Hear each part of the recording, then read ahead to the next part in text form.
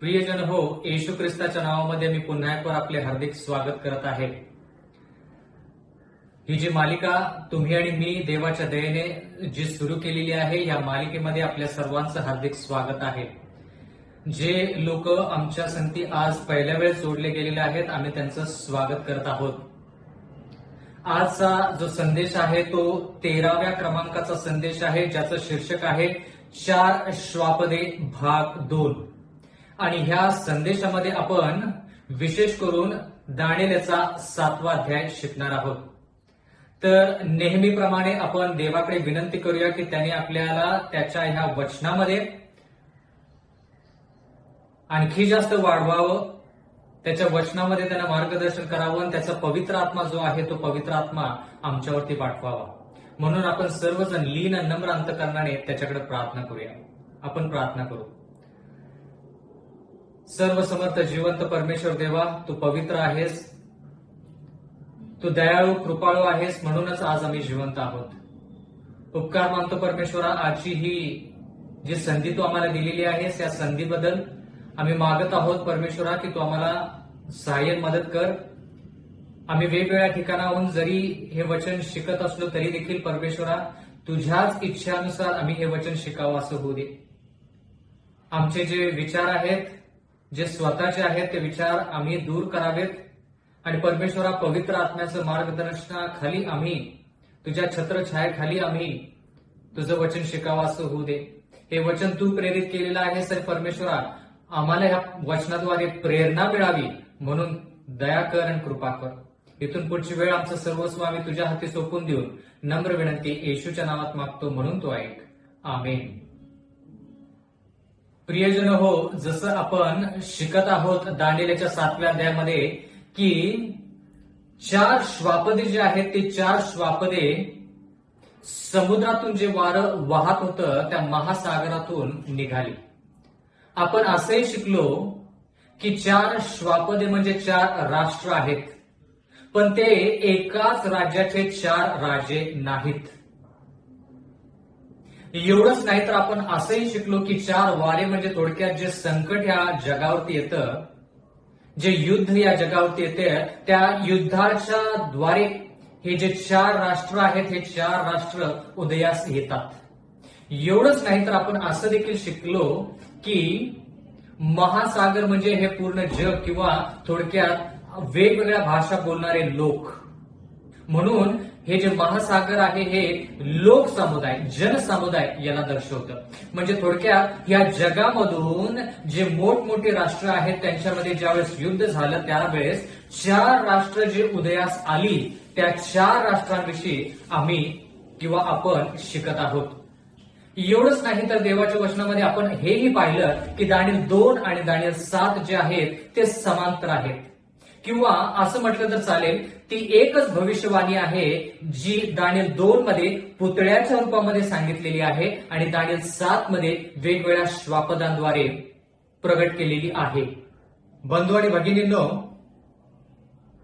मला तुम्हाला आज एक विशिष्ट संदेश द्यायचा आहे आणि तो विशिष्ट संदेश हा की देवाच्या वचनामध्ये आज आपण हे वेगवेगळे राष्ट्र जे आहेत त्याच्याविषयी शिकत असताना आपण मागील संदेशामध्ये पहिल्या श्वापदाविषयी शिकलो, जे सिंहाने दर्शवलेलं आहे, त्याला गरुडासारखे पंख आहेत, आणि ते राष्ट्र म्हणजे बाबेलोन, ज्याची कारकीर्द आहे 605 ख्रिस्तपूर्व ते 539 ख्रिस्तपूर्व. आता त्याच्यानंतर आपण दानिएलच्या 7व्या अध्यायामध्ये पुढे काय लिहिलेलं आहे हे पाहणार आहोत. दानिएलचा 7वा अध्याय आणि 5वं वचन. मी आणखी पाहिले की दुसरे एक श्वापद अस्वलासारखे होते. ते एक अंग वर करून उभे राहिले. त्याने आपल्या तोंडात, आपल्या दातांमध्ये 3 फासोळ्या धरल्या होत्या. लोक त्याला म्हणाले, उठ, पुष्कळ मांस खा. बंधू आणि भगिनींनो, जर आपण ह्या दुसऱ्या श्वापदाचा जर विचार केला तर ह्या ठिकाणी आपल्याला असं समजतं की हे दुसरं श्वापद जे आहे ते किंवा हे दुसरं राष्ट्र आहे ते अस्वलासारखं आहे आणि देवाच्या वचनामध्ये असं लिहिलेलं आहे की त्याने एक अंग वर करून ते उभे राहिले होते. आता जर आपण ह्याचा विचार केला की ते एक अंग वर करून उभे राहिले, तर थोडक्यात आपण असं म्हणू शकतो की हे राष्ट्र एक बाजू त्याची जी आहे ती वर आहे आणि दुसरी बाजू जी आहे ती खाली आहे. पण आपण स्पष्टपणे पाहिलेलं आहे दानिएल याच्या 5व्या अध्यायामध्ये. जर आपण दानिएल 5:1-5 आणि 28, 29, 30 ह्या दानिएल याच्या 5व्या अध्यायामध्ये जर पाहिलं तर आपल्याला त्या ठिकाणी कळतं की बाबेलोन वरती राज्य करून आलेलं दुसरं राष्ट्र म्हणजे, किंवा बाबेलवरती लढाई करून बाबेलला पराजित करणारं जे राष्ट्र आहे ते मेदी पारसीचं राष्ट्र आहे. ते मेदी पारसीचं राष्ट्र आहे. एवढंच नाही तर आपण ह्या ठिकाणी वाचत आहोत दानिएलच्या 7व्या अध्यायामध्ये 5व्या वचनामध्ये, त्याने आपल्या तोंडात आपल्या दातांमध्ये 3 फासोळ्या धरल्या होत्या. आता एका श्वापदाचा किंवा एका प्राण्याचं जर आपण उदाहरण घेतलं आणि त्या प्राण्याने जर आपल्या तोंडामध्ये काय जर धरलं असेल तर त्याचा अर्थ काय, म्हणजे थोडक्यात आपल्याला काय कळतं? आपण असं म्हणू शकतो की तोंडामध्ये एखादी गोष्ट जर एखादा प्राणी, एखादा श्वापद, एखादी जो प्राणी आहे किंवा एखादे श्वापद जे आहे ते ज्यावेळेस तोंडामध्ये एखादी गोष्ट धरतं तर त्याचा अर्थ त्याच्यावरती कब्जा करणं किंवा पराजित करणं. म्हणजे ह्या ठिकाणी श्वापद जरी शब्द वापरला असला तर आपल्याला माहित आहे श्वापद म्हणजे राष्ट्र. पण हे राष्ट्र कसं आहे? अस्वलासारखं आहे. आणि या अस्वलानं 3 फासोळ्या ज्या आहेत त्या 3 फासोळ्या आपल्या दातामध्ये धरलेल्या आहेत. आता या 3 फासोळ्या ज्या आहेत त्याचा अर्थ काय? बंधू आणि भगिनींनो, ह्या 3 फासोळ्यांचा अर्थ काय? उत्पत्ती याचा 2रा अध्याय जर आपण पाहिला तर त्या ठिकाणी आपल्याला फासोळ्या याच्याविषयी पाहायला मिळतं. उत्पत्ती 2:21, मग परमेश्वर देवाने आदामाला गाढ निद्रा आणली व तो झोपला. तेव्हा त्याने त्याची एक फासळी काढून घेतली, तिची जागा मांसाने भरली, असं देवाचं वचन म्हणतं. म्हणजे आदामाने हवा ज्यावेळेस निर्माण झाली, म्हणजे आदामापासून ज्यावेळेस हवा निर्माण झाली त्यावेळेस आदामाची एक फासळी काढण्यात आली. पुढे असं लिहिलंय उत्पत्तीचा 2रा अध्याय 22 वचन, परमेश्वर देवाने आदामाची फासळी काढून तिची स्त्री बनवली व तिला आदामाकडे नेले. म्हणजे ह्या ठिकाणी आपण हे पाहत आहोत की फासळी याच्यासाठी काढण्यात आली जेणेकरून स्त्री निर्माण व्हावी. आणि ती स्त्री कशासाठी निर्माण व्हावी? जेणेकरून आदाम आणि हवा फलद्रूप व्हावेत, त्यांनी पूर्ण पृथ्वी व्यापावी, पृथ्वीवरती सत्ता चालवावी, याच्यासाठी देवाने तो आशीर्वाद दिला. म्हणजे थोडक्यात फासळी याच्यावरून आपल्याला वंशावळी कळते, किंवा फासळी म्हणजे थोडक्यात वंश स्थापन करण्यासाठी ती फासळी जी आहे तिचा वापर केला. म्हणजे आपण असे म्हणू शकतो की फासळी म्हणजे एक राष्ट्र देवाला निर्माण करायचं होतं ह्या भूतलावरती. या ठिकाणी फासोळ्या असा शब्द वापरलेला आहे, तर एकापेक्षा जास्त राष्ट्र ह्या अस्वलानं म्हणजे ह्या दुसऱ्या राज्यानं काय केलेलं आहे? काबीज केलेला आहे किंवा त्याला पराजित केलेला आहे. आणि दानिएलच्या 5व्या अध्यायाप्रमाणे जसं आपण पाठीमागच्या संदेशामध्ये शिकलो की बाबेलवरती चढाई करून येणारं राष्ट्र जर आपण पाहिलं त्यावेळेस तर ते कोणतं होतं? मेदी पारशीचं राज्य. म्हणजे हे राज्य 2 राज्यांमध्ये विभाजन केलेलं असं राष्ट्र आहे. म्हणजे ह्या राज्याची जी ही विभागणी आहे ती विभागणी 2 राज्यामध्ये आहे, मेदी आणि पारशी.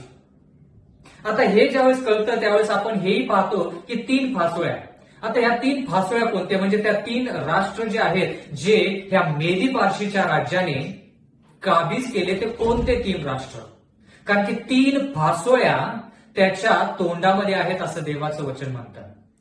आता ह्या मेदी पारशीच्या राज्यानं जरी बाकीच्या लहान राज्यांवरती जरी लढाई केली असली आणि वेगवेगळ्या कुळामधले जे लोक आहेत त्यांच्यावरती जरी गुलामगिरी चालवली असली किंवा त्यांना जरी काबीज केलं असलं, तर ह्या ठिकाणी प्रामुख्याने 3 देशांविषयी आपण पाहतो, 3 राष्ट्रांविषयी आपण पाहतो ज्याच्यावरती मेदी पारशीने आपली सत्ता चालवली किंवा लढाई केली आणि त्या देशांना पराजित केलं.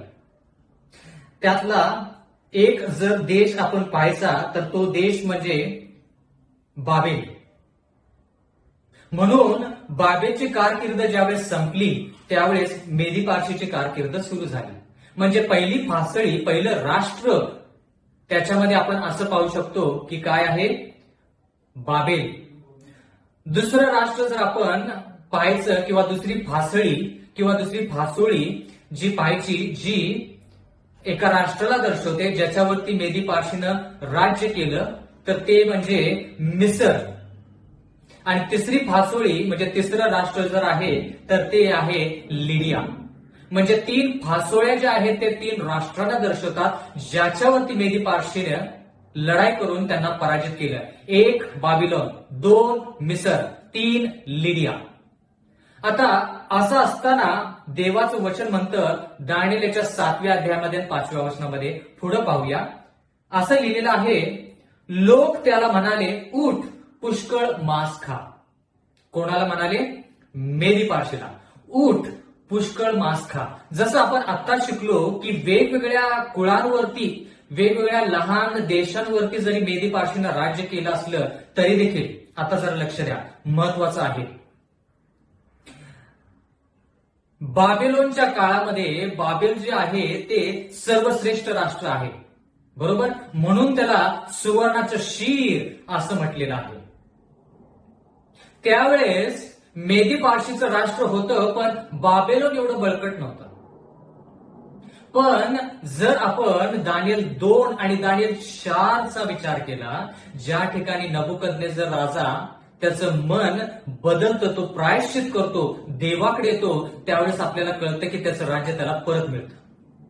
पण दानिएल 5 मध्ये आपण पाहतो की नबुकदनेझरचे जे वंशज आहेत ते नबुकदनेझरासारखं प्रायश्चित करत नाहीत आणि म्हणून त्यांचं राज्य निघून जातं. म्हणजे काय, जोपर्यंत लोक, म्हणजे थोडक्यात राजे, बाबेलचे राजे देवाच्या इच्छानुसार चालले तोपर्यंत ते राज्य बळकट होतं, त्यांच्यावरती लढाई करून कोणीही येऊ शकलं नाही.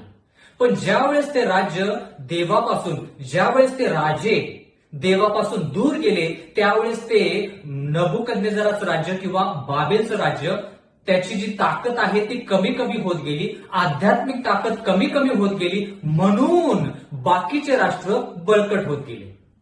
म्हणून बाकीचे राष्ट्र त्या बाबेलवरती लढाई करू शकले. कारण की का?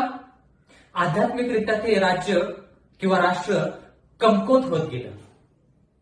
म्हणून कळालं का, मेदी पारशीचं राज्य बाबेलच्या कारकिर्दीच्या वेळेस जरी अस्तित्वात थोड्या प्रमाणामध्ये जरी होतं, तर ते लढाई करू शकलं नाही बाबेलोनवरती. कारण की बाबेलचं जे राष्ट्र होतं ते आध्यात्मिकरित्या बळकट होतं. म्हणून या ठिकाणी देवाचं वचन म्हणतं की लोक मेदी पारशीला म्हणाले, उठ पुष्कळ मांस खा. म्हणजे थोडक्यात तू आता जेवढं तू बाकीच्या कुळांवरती, बाकीचे लहानसे राष्ट्र आहेत त्यांच्यावरती लढाई केलीस, आता मोठ्या राष्ट्रावरती लढाई कर. म्हणून ज्यावेळेस आपण यशायाचा 45वा अध्याय पहिलं वचन वाचतो, त्या ठिकाणी आपण काय पाहतो? यशायाचा 45वा अध्याय पहिलं वचन, देवाचं वचन म्हणतं, परमेश्वर म्हणतो, कोरेश माझा अभिषिक्त आहे. मेदी पारशीचं राज्य, मेदी आणि पारशी 2 राज्य किंवा 2 राजे या ठिकाणी आहेत. आणि मेदीचा राजा जो आहे तो दार्यावेश आहे आणि पारसाचा जो राजा आहे तो कोरेश आहे. परत एकदा, मेदीचा राजा जो आहे तो दार्यावेश आहे आणि पारसाचा राजा जो आहे तो कोरेश आहे. तर आता आपण कोरेश विषयी शिकूया की ह्या ठिकाणी देवाचं वचन असं का म्हणतं, उठ पुष्कळ मांस खा. कोणाला म्हटलं गेले? हे अस्वलाला. अस्वल म्हणजे दुसरं श्वापद. दुसरं श्वापद म्हणजे थोडक्यात बाबेलोन नंतर आलेलं श्वापद. आता मला पुढे जाण्याच्या अगोदर हे स्पष्ट करू द्या की ज्यावेळेस आपण क्रम पाहतो 1, 2, 3, 4, पहिले श्वापद, दुसरे श्वापद, तिसरे श्वापद, चौथे श्वापद, तर आपण म्हणू शकतो की 1 नंतर 2च येतं. म्हणजे दुसरं श्वापद जे आहे ते दुसरंच श्वापद असणार आहे. 2 नंतर 3 येतं, 3 नंतर 4 येतं. म्हणजे थोडक्यात बाबेलोनवरती जी लढाई करून आलेलं राष्ट्र जे आपण 5व्या त्यामध्ये शिकलो ते आपण स्पष्टपणे म्हणू शकतो की काय आहे? मेदी पारशी. 5व्या अध्यायावरूनच आपण म्हणू शकतो की ते मेदी पारशीचं राज्य आहे. पण आज आपण हे दुसरं जे श्वापद आहे त्याच्याविषयी थोडं जास्त शिकत आहोत. म्हणून बंधू आणि भगिनींनो, दानिएल 2 मध्ये ज्या गोष्टी प्रगट केलेल्या आहेत त्या तेवढ्याच आहेत, पण दानिएल 7 मध्ये ज्या गोष्टी प्रगट केलेल्या आहेत ती जास्त गोष्टी प्रगट केलेल्या आहेत. आता थोडक्यात जर उदाहरण पाहिलं तर आपल्याला ह्या ठिकाणी असं पाहायला मिळतं, दानिएल 2 मध्ये जो पुतळा आहे तो पुतळा सुवर्णाचे शीर बाबेलचं राज्य आहे हे दर्शवण्याकरिता एकच वचन आहे. आणि त्या एक वचनामध्ये 4-5 शब्द फक्त आहेत. दुसरं राज्य जे आहे, जे रुपयाचं आहे, ते 3 ते 4 शब्दांनीच फक्त दर्शवलेलं आहे, जरी ते रुपये मेदी पारशीला दर्शवत असलं तरी देखील. तिसरं राष्ट्र दानिएल 2 मध्ये जे आहे ते 3-4 शब्दांनी, म्हणजे थोडक्यात पितळ जे आहे, पोट आणि मांड्या, पितळ जे आहे त्याने दर्शवलेलं आहे. पण ज्यावेळेस आपण दानिएल 7 मध्ये येतो, तेच राज्य थोड्या जास्त प्रमाणामध्ये देव आपल्याला काय करत आहे, सांगत आहे, त्यांच्याविषयी थोडी जास्त माहिती देत आहे. पण आपण जेवढी माहिती दानिएल 2 मध्ये दिलेली आहे तेवढ्यावरतीच आपण पुढे चाललेलो आहोत, कारण की लोकांनी बाकीचे अध्याय त्याचं अध्ययन केलेलं नाही. म्हणून आपण टप्प्याटप्प्याने शिकत आहोत. जेवढ्या गोष्टी प्रगट केलेल्या आहेत तेवढ्या गोष्टीवरती पुढे जायचं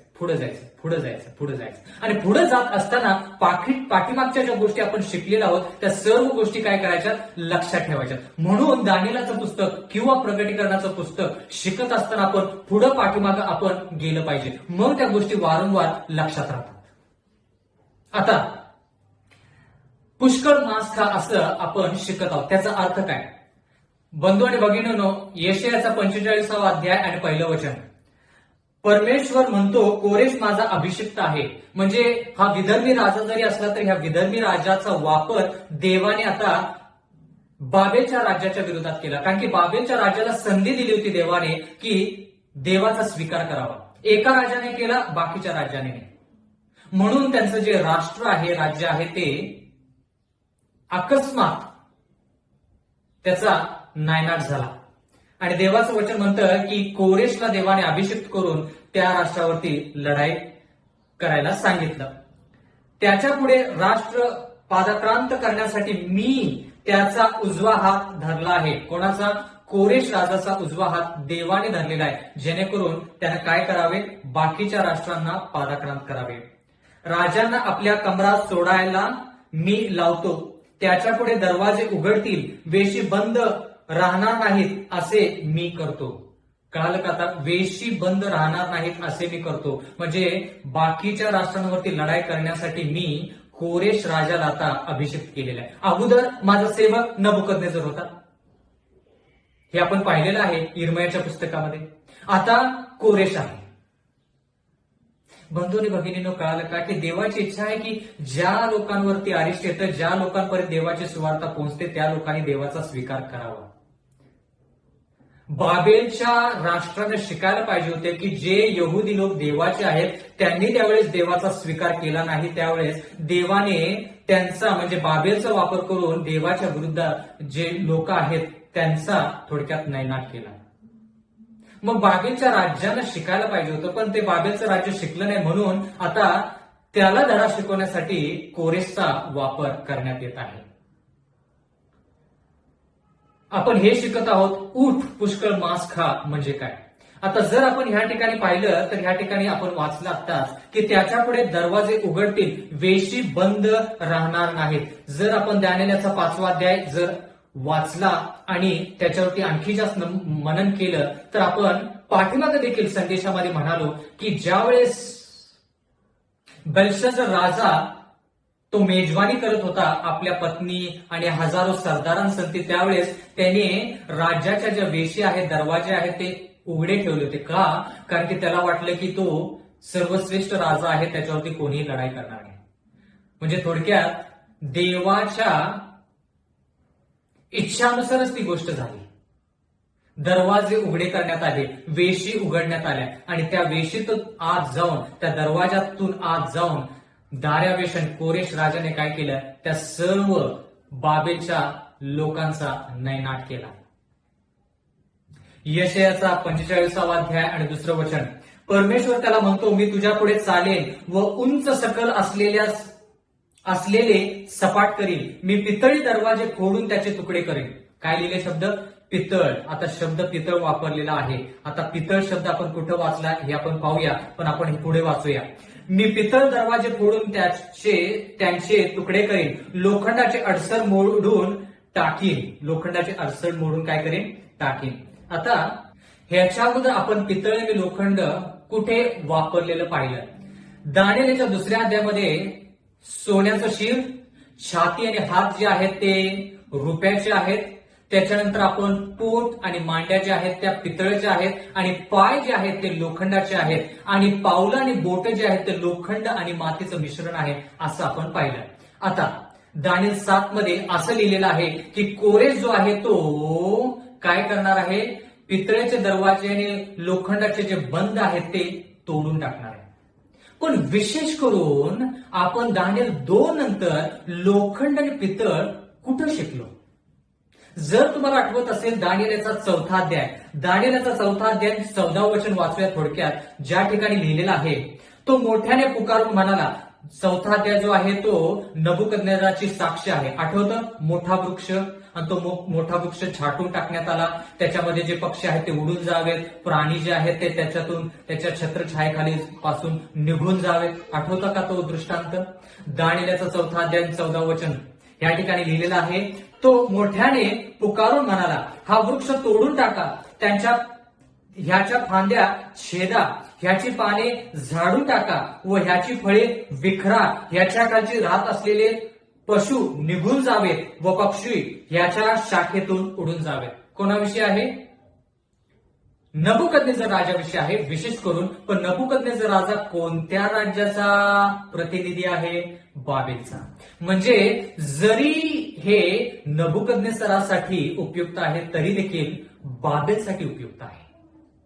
म्हणजे लोक ह्या ठिकाणी बाबेलविषयी लिहिलेलं आहे. पण आणखी जास्त काय, आपण लोखंड आणि पितळ हे पाहत आहोत. कारण की का?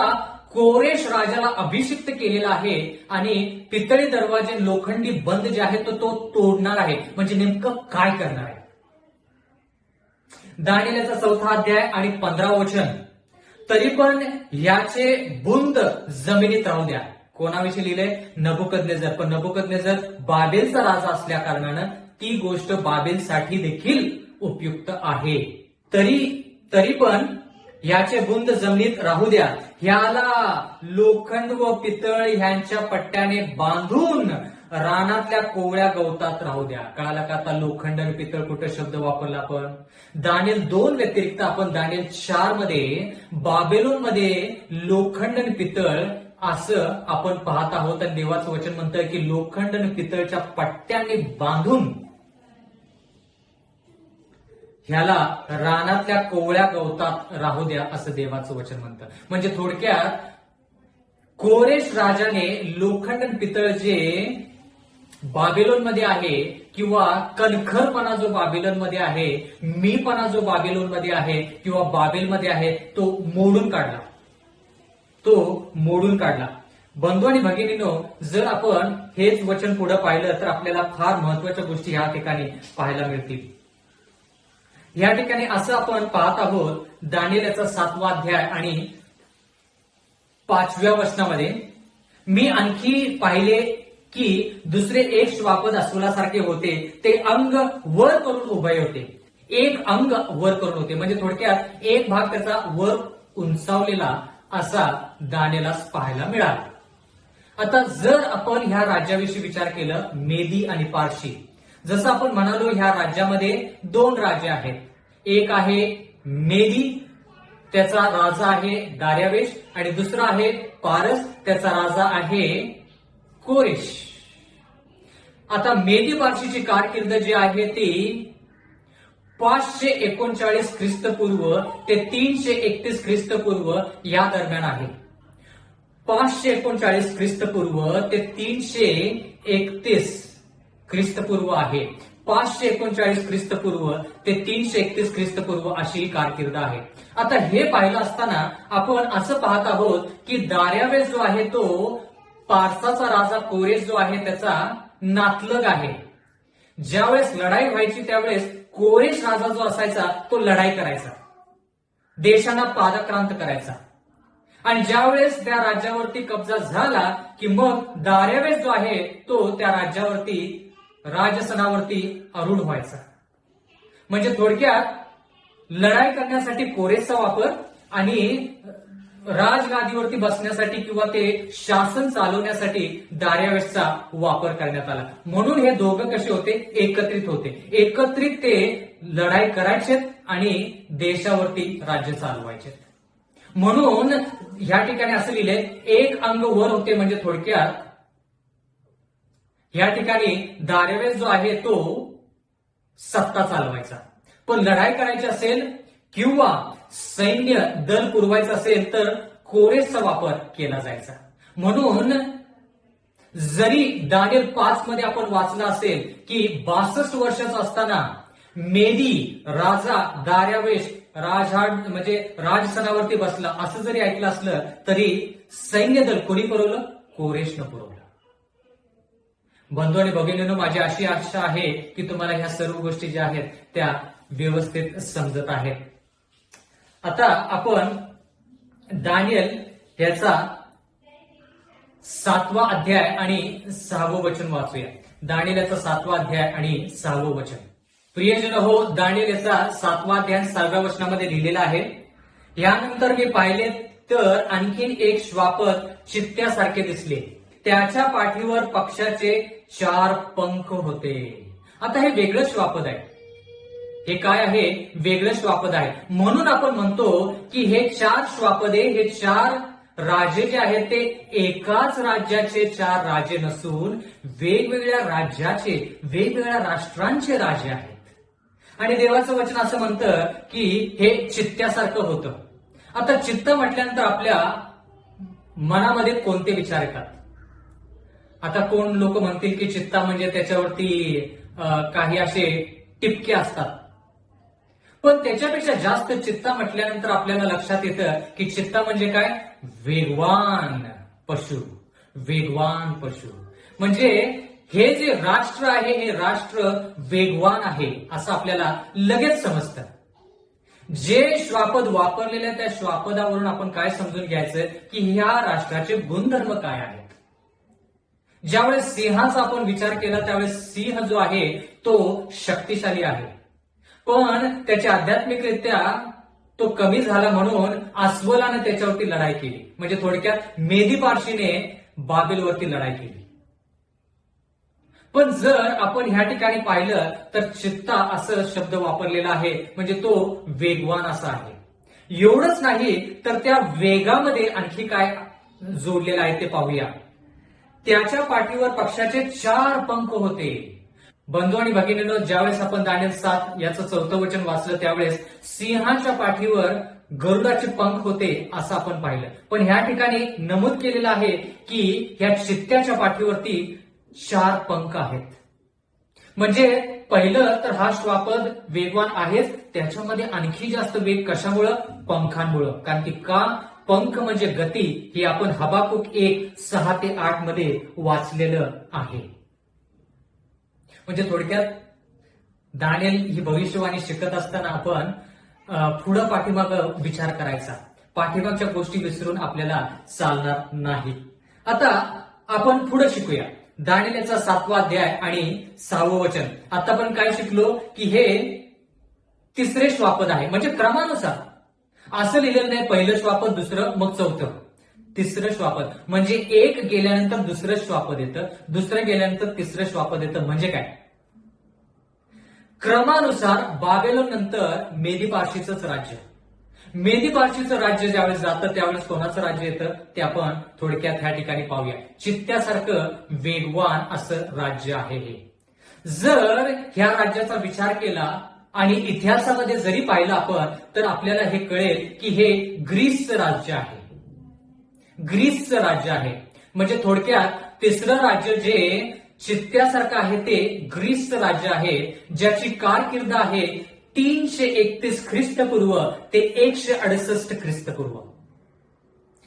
331 ख्रिस्तपूर्व ते 168 ख्रिस्तपूर्व ही ह्या तिसऱ्या राज्याची कारकीर्द आहे. आणि ते तिसरं राज्य कोणतं आहे? ग्रीसचं. इतिहासानुसार जर पाहिलं तर ह्या ग्रीसचा राजा जो आहे त्याचं नाव आहे अलेक्झांडर. तर हा सिकंदर जो आहे, हा अलेक्झांडर जो आहे, हा राजा आहे, ग्रीसचा राजा आहे. आणि हा राजा जो आहे, हा राजा काय करतो? सातत्यानं एका राष्ट्राच्या पाठीमागं दुसरं राष्ट्र काबीज करत जातो, त्यांच्यावरती लढाई करतो, त्यांना पादाक्रांत करतो, त्यांना पराजित करत करत करत एका पाठीमागं अनेक असे राष्ट्र तो काय करतो? पादाक्रांत करतो, म्हणजे लोकांना पराजित करतो. म्हणून हे राष्ट्र जे आहे हे वेगवान असं म्हटलेलं आहे. बाकीचे राष्ट्र कसे आहेत? लढाई करतात, थोडा वेळ थांबतात, काबीज करतात, थोडा वेळ थांबतात, मग परत लढाई करतात, दुसऱ्या राष्ट्र जिंकतात, त्यांना पराजित करतात, मग परत थांबतात. पण हे राष्ट्र जवळपास तसं करत नाही. थोडी फार प्रमाणामध्ये ह्या राष्ट्रांना विश्रांती घेतली असेल, पण सातत्यानं हे एका पाठीमागे एक राष्ट्र लढत त्यांना पराजित करत जातं. म्हणून ह्याला चित्त्याने दर्शवलेलं आहे. आणि हे तिसरं राज्य ग्रीसचं राज्य आहे. आता ह्या ठिकाणी असं लिहिलेलं आहे की दानिएल 7:6 मध्ये त्या श्वापदाला 4 शिरे होती. ह्या श्वापदाला, ह्या राष्ट्राला 4 शिरेही होती. म्हणजे आता जर आपण पाहिलं तर चित्ता म्हणजे वेगवान, त्या चित्त्याला 4 पंख म्हणजे आणखी जास्त वेगवान. एवढंच नाही तर आणखी त्याच्यामध्ये भर आहे, आणि ती भर म्हणजे 4 शिरे. 4 शिरे म्हणजे 4 डोके या राष्ट्राला आहेत. पण दानिएल 2 मध्ये ज्यावेळेस आपण शिकलो त्यावेळेस एवढी माहिती आपल्याला या तिसऱ्या राज्याविषयी नव्हती. याच्याविषयी आपण कधी देवाच्या वचनामध्ये वाचलेलं आहे का? शिरे म्हणजे डोके, डोके म्हणजे मस्तक. इपिस्करास पत्र याचा 5वा अध्याय आणि 23वा वचन. इपिस्करास पत्र याचा 5वा अध्याय आणि 23वा वचन. देवाचं वचन म्हणतं, कारण जसा ख्रिस्त मंडळीचे मस्तक आहे तसा पती पत्नीचे मस्तक आहे. मस्तक म्हणजे ह्या ठिकाणी काय देव सांगत आहे? एपिस्करास पत्र्याच्या 5व्या अध्यायामध्ये मस्तक म्हणजे देव, नेमकं देव काय म्हणत आहे? या ठिकाणी देव असं सांगत आहे, मस्तक म्हणजे नेता, पुढारी.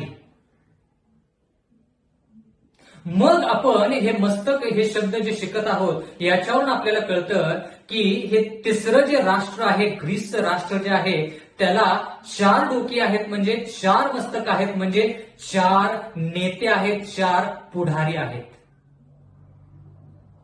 4 सेनापती आहेत, असं जरी म्हटलं तर चालेल. कारण की का, हे राष्ट्र एका पाठीमागे एक काय करत जातं? लोकांना किंवा राष्ट्रांना पराजित करत जातं. एवढंच नाही तर आपण मग हे शिकलं पाहिजे की हे 4 सेनापती जे आहेत ते कोण आहेत, ज्यांच्याद्वारे हे राष्ट्र काय करतं? वेगवेगळ्या राष्ट्रांवरती लढाई करतं. म्हणजे थोडक्यात आपल्याला असं जाणून घेतलं पाहिजे आपण की हे जे राष्ट्र आहे, हे राष्ट्र सुरुवातीला जरी एका राजाने दर्शवलं असलं, एक राजा त्यानं जरी दर्शवलं असलं, तर त्या राजाच्या नंतर हे 4 सेनापती जे आहेत त्यांनी त्याचं राष्ट्र जे आहे ते विभागून घेतलं. परत एकदा, ग्रीसचं राज्य जे आहे ते ग्रीसचं राज्य सुरुवातीला एका राजाने त्या एका माणसाने, अलेक्झांडर किंवा सिकंदर आपण त्याला म्हणतो, त्या सिकंदराने जर दर्शवलं असलं तरी देखील, त्या अलेक्झांडरने जरी दर्शवलं असलं तरी देखील, बंधू आणि भगिनींनो, त्याच्यानंतर त्या राजाच्या नंतर हे राज्य जे आहे ते 4 सेनापतीमध्ये त्याचं विभाजन झालं. आणि ते 4 सेनापती कोण आहेत ते मी तुम्हाला थोडक्यात सांगू इच्छितो. ते 4 सेनापती कोण आहेत ते मी तुम्हाला थोडक्यात सांगू इच्छितो. उत्तरेच्या बाजूला किंवा उत्तरेच्या दिशेने त्याच राज्यामध्ये सेनापती, उत्तरेच्या दिशेने त्याचं नाव आहे लायसिमॅकस. आणि थोडक्यात हे जे सेनापती आहेत, हे सेनापती जो मुख्य राजा आहे, त्या मुख्य राजाच्या नंतर काय करतात? हे राज्य विभागून घेतात. 4 दिशेच्या माध्यमातून, म्हणजे थोडक्यात 4 दिशा ज्या आहेत त्याच्या विभागणीनुसार हे 4 सेनापती जे आहेत ते राज्य, तिसरं राज्य ग्रीसचं राज्य जे आहे ते विभागून घेतात. पूर्व, पश्चिम, उत्तर, दक्षिण आता उत्तरेचा जो सेनापती आहे त्याचं नाव आहे लायसिमॅकस. दक्षिणचा जो सेनापती आहे त्याचं नाव आहे टोलेमी. त्याच्यानंतर पूर्वेचा जो सेनापती आहे त्याचं नाव आहे सेल्युकस. त्याचं नाव आहे सेल्युकस. आणि पश्चिमचा जो सेनापती आहे त्याचं नाव आहे कॅसेंडर. त्याचं नाव आहे कॅसेंडर.